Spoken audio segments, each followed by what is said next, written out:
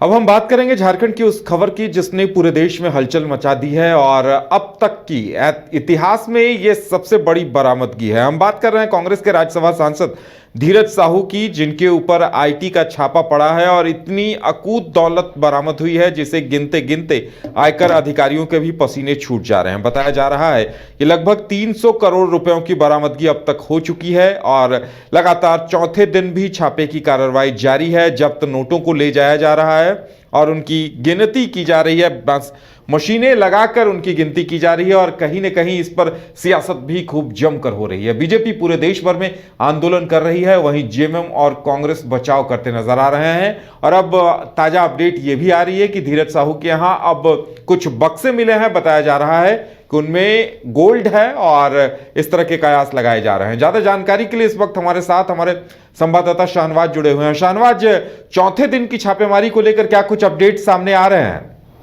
बिल्कुल, आज चौथे दिन भी लगातार आईटी की रेड चलती रही, लगातार अधिकारियों के आने जाने का सिलसिला जारी रहा। हम लोगों ने भी लगातार इस कवरेज को दिखाया है और इस बीच में धीरज साहू के परिवार के कई सदस्य भी घर में पहुंचे, उड़ीसा की कई गाड़ियां वहां पहुंची। तो ऐसा ये अनुमान है कि कहीं न कहीं क्रॉस क्वेश्चनिंग के लिए परिजनों को बुलाया गया है और जाहिर सी बात है उनके चेहरे के जो रंग हैं वो उड़े हुए थे, लगातार उनके गाड़ियों के आने जाने का सिलसिला था। तो जाहिर सी बात है अब ये जो पूछताछ हो या फिर ये जो इन्वेस्टिगेशन का जो दायरा है वो अब कहीं न कहीं बढ़ता हुआ जा रहा है और इससे ये बात भी स्पष्ट होती हुई नजर आ रही है। जिस तरह से 4 दिनों तक लगातार ये छापेमारी चल रही है और अगले कई दिन तक ये छापेमारी जारी रहेगी, इस बारे में अभी कोई भी कंफर्मेशन नहीं है। इस बीच में नोट गिनने की एक मशीन भी लाने की खबर है। साथ ही कई जो बैग्स हैं वो अंदर से बाहर लाए गए हैं, उसमें क्या है इस बारे में कोई कंफर्मेशन नहीं है। कल इसी तरह के 2 सूटकेस भी अंदर से बाहर लाए गए थे। तो ये बिल्कुल कहीं ना कहीं लग रहा है कि जिस तरह से ओडिशा से जो बरामदगी हुई है उसी तरह की बरामदगी रांची से भी होगी, लेकिन अभी तक उसकी आधिकारिक पुष्टि नहीं हो पा रही है क्योंकि उनका परिवार यहाँ रहता था और लगातार धीरज साहू का आना जाना रांची में था और कांग्रेस मुख्यालय में भी लगातार वो आते जाते रहते थे। तो जाहिर सी बात है उस घर से उनका पुराना नाता है और उस घर के बारे में तमाम लोग जानते भी हैं। यही वजह है कि लगातार जो आईटी की जो दबिश है वो उसी घर में पड़ रही है। पूरे दिन जो आईटी के अधिकारी हैं वहाँ मौजूद थे। अब रिकवरी की जहाँ है बात है या सीजर लिस्ट की जो बात है उसके लिए थोड़ा इंतजार करने की ज़रूरत है कि उस सीजर लिस्ट से आपको पता चल पाएगा कि आखिर क्या कुछ रिकवरी हुई है। जी बिल्कुल शाहनवाज, बताया ये भी जा रहा है कि कई जो बक्से हैं उसमें सोने और सोने चांदी के जेवरात और ये तमाम चीजें बरामद हुई हैं। हालांकि पुष्टि नहीं हो पाई है, लेकिन कयास इस तरह के लगाए जा रहे हैं। बिल्कुल, जिस तरह से ओडिशा से करीबन 300 करोड़ की बरामदगी की बात सामने आ रही है और ये कहा जा रहा है कि ये बरामदगी लगातार जारी है, तो उससे इस बात में बहुत हैरत नहीं पड़नी चाहिए कि अगर रांची स्थित आवास से कुछ जेवरात की बरामदगी होती है या पैसों की बरामदगी होती है तो उसी सिलसिले की एक कड़ी मात्र है। तो जाहिर सी बात है चूँकि धीरज साहू अभी रांची में है नहीं और खबरों के मुताबिक वो दिल्ली में है, अगर वो खुद आते हैं या फिर उसकी कंपनी की तरफ से कोई बयान जारी किया जाता है तो और स्थिति जो है स्पष्ट हो पाएगी, या फिर IT की तरफ से यानी इनकम टैक्स डिपार्टमेंट की तरफ से कोई अगर प्रेस रिलीज या फिर और कुछ जानकारी दी जाती है तो स्पष्ट होगी। लेकिन जो अधिकारियों से आज हम लोगों की बातचीत हुई, हालांकि वो अपनी पहचान को डिस्क्लोज नहीं करना चाहते हैं, आधिकारिक बाइट नहीं देना चाहते हैं। उन लोगों ने ये बताया इशारे में कि रिकवरी हुई है, लेकिन किस अनुपात में हुई है, किस हद तक हुई है और क्या कुछ रकम है उसमें या क्या कुछ उसमें चलाचल संपत्ति के बारे में पता चला है, वो अभी डिस्क्लोज नहीं हुआ है। लेकिन एक बात तो बिल्कुल साफ है कि ये रिकवरी की जो मात्रा है, रिकवरी की जो संख्या है, या यूं कहें कि पैसों की बरामदगी का जो सिलसिला है वो थम नहीं रहा है और लगातार ये छापेमारी चल रही है।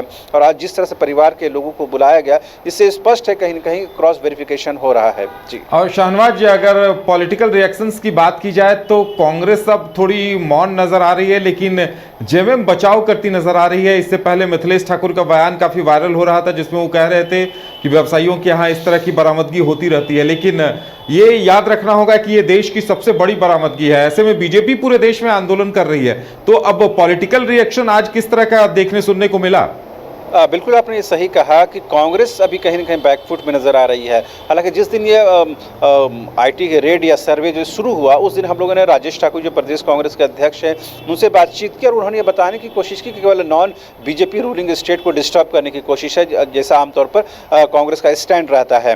लेकिन आज जेएमएम की तरफ से बाकायदा प्रेस कॉन्फ्रेंस किया गया, चूँकि बाबूलाल मरांडी ने कल एक प्रेस वार्ता करके मुख्यमंत्री से इस्तीफे की मांग की थी, धीरज साहू के खिलाफ एफआईआर और उनकी गिरफ्तारी की मांग की थी। और बाबूलाल ने यह भी बताने की कोशिश की थी, ये पैसा जो है वह सिर्फ धीरज साहू का नहीं है, बल्कि कांग्रेस पार्टी का पैसा है, सरकार का पैसा है, इसमें हेमंत सोरेन का भी पैसा है और कांग्रेस के शीर्ष जो नेतृत्व है उनका भी पैसा है। लिहाजा बचाव के लिए या यूं कहें कि अपना स्टैंड क्लियर करने के लिए झामुमो के केंद्रीय महासचिव और पार्टी के प्रदेश प्रवक्ता सुप्रियो भट्टाचार्य जी ने बातचीत की पत्रकारों से और उन्होंने ये बताने की कोशिश की कि अगर बाबूलाल मरांडी के पास कोई आधार है तो ठीक है, अगर आधार नहीं है तो उनको अपनी बात पर शर्म आनी चाहिए। साथ ही उन्होंने ये भी बताने की कोशिश की कि जब केंद्रीय जांच एजेंसियों को लेकर के खुद प्रधानमंत्री एक अखबार के कतरन को ट्वीट करते हैं, तो उस वक्त प्रधानमंत्री ट्वीट क्यों नहीं करते हैं जब एनसीपी के नेता अजीत पवार को लेकर के वो लंबे चौड़े दावे किए जाते हैं, भ्रष्टाचार के बारे में उनके बारे में कहा जाता है, बाद में उन्हें ही अपनी पार्टी में शामिल कर लिया जाता है। तो कहीं ना कहीं वो पुरानी तमाम दलील पेश की गई जेएमएम की तरफ से और ये बताने की कोशिश हुई है कि कहीं ना कहीं पक्षपात के साथ जो बीजेपी है अपना स्टैंड क्लियर कर रही है। साथ ही उन्होंने ये भी बताने की कोशिश की है कि अगर कुछ भी बरामदगी हुई है, जो कुछ भी रिकवरी हुई है, तो ये बेहतर ये होगा कि IT डिपार्टमेंट इस बात को डिस्क्लोज करे, ना कि सूत्रों के हवाले से सिर्फ मीडिया में ये खबरें चले। और मीडिया में जो खबरें चल रही हैं उसमें भी एक रूपता नहीं, कोई 50 करोड़, कोई 100 करोड़, कोई 300 करोड़ बता रहा है। लिहाजा कहीं ना कहीं ये जो रिपोर्टिंग भी हो रही है वो बहुत ज़्यादा बेसलेस है, उसका बहुत ज़्यादा आधार नहीं है।